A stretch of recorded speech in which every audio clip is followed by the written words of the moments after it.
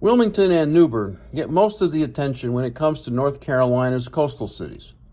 But the history, culture, and southern charm that make these coastal cities so special can also be found in a smaller sailing mecca. A mecca filled with boat shops, a community of sailors, numerous boutiques, and local seafood. I'm talking about the harbor town of Beaufort, North Carolina, and the setting for two of Nicholas Sparks' best-known novels, A Walk to Remember and The Choice. My name is Dennis Richkovsky, and in this video I will give you a brief introduction into why Beaufort is considered America's favorite town. For starters, Beaufort's narrow streets, oak trees, and historic district predates Wilmington's birth by a century or more, and its fresh from the dock seafare outshines that from New Bern. But before going any further, you need to know how to pronounce the town's name properly. Not to be confused with Beaufort, South Carolina.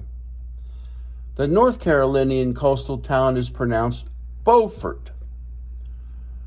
Mistaking the two will immediately identify you as a tourist, and it won't sit too well with the locals either. Ask me how I know. Separated by 375 miles, or 6 hours, both towns were named after the same individual, Henry Somerset, the second Duke of Beaufort. Now that we have pronunciation and geography out of the way, let's start planning your trip to Beaufort, North Carolina, the third oldest city in the state.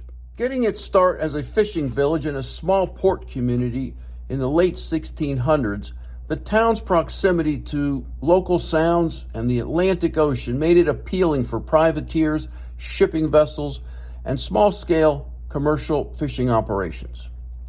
And for all of these reasons, the town was initially called Fishtown. Then, in the early 1700s, a landowner named Robert Turner hired the surveyor, Richard Graves, to lay out a 100-acre town with 106 lots. Street names reflected this early development of the town. Ann Street for Queen Anne, Craven Street for the Earl of Craven, Turner Street for Robert Turner, owner of the land that was surveyed for the town, Pollock Street for Governor Thomas Pollock, and Orange Street for William, Prince of Orange, who became William III of England.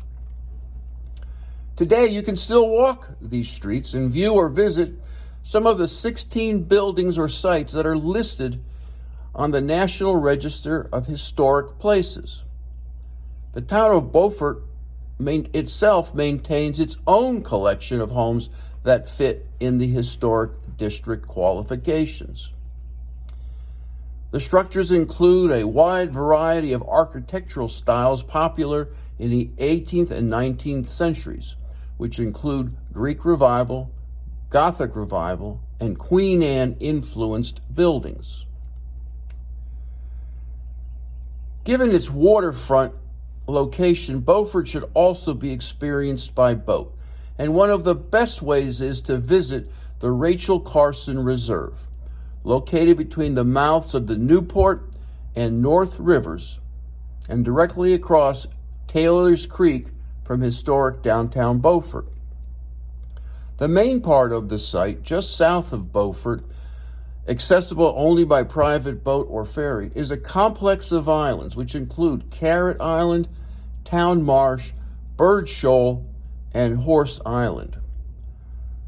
For the more adventurous, take a ferry to reach the uninhabited Shackelford Banks and pitch your tent on the golden sand amid the more than 100 ponies that roam among the dunes, snacking on seagrass and lazing in the surf. Legend has it that these horses are descendants of Spanish Mustangs that escaped a shipwreck. While some towns in the South do Civil War reenactments, Beaufort does an annual recreation of a 1747 showdown between pirates and feisty town locals. That swashbuckling sense of excitement still prevails today.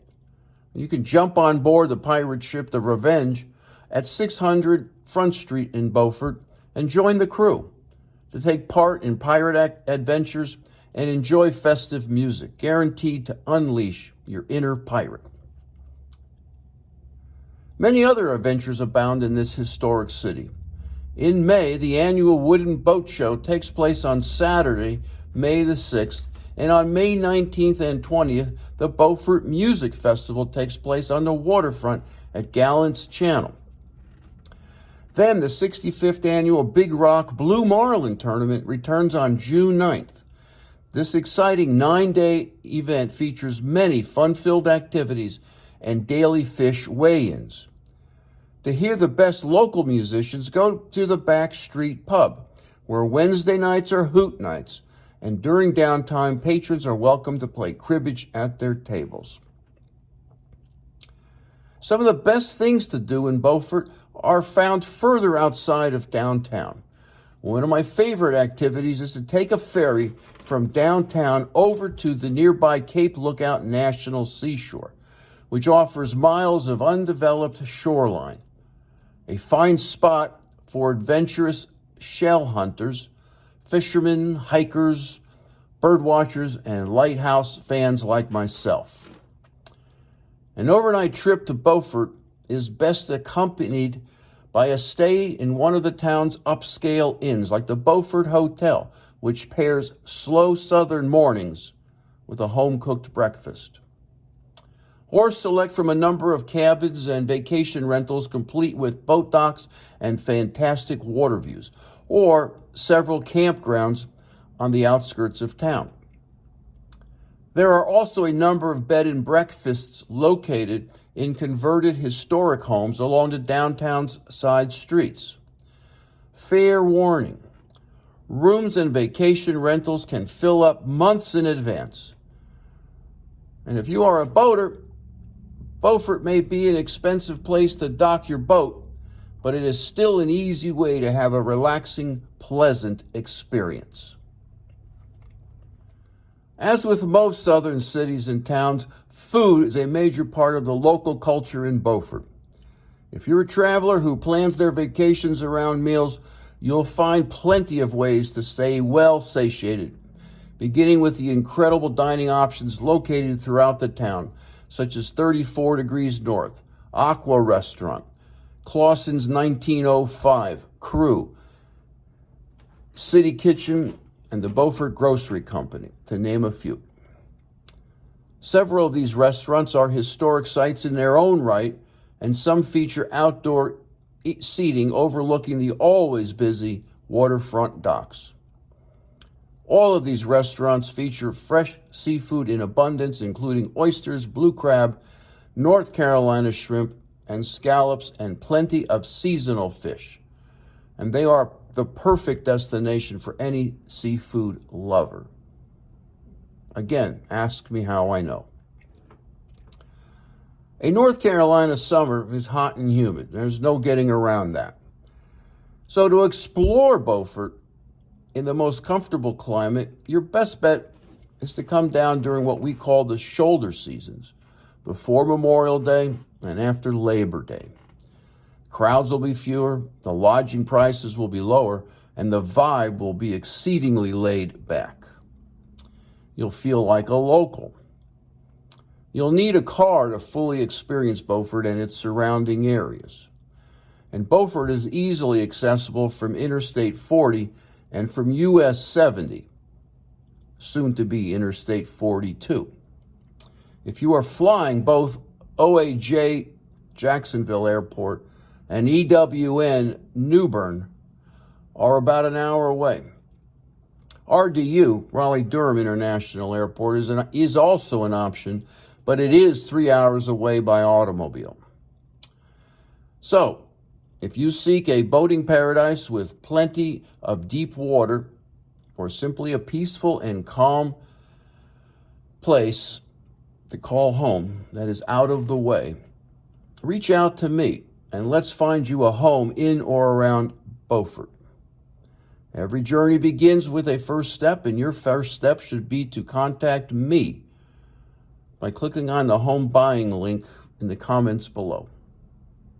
Thanks for watching.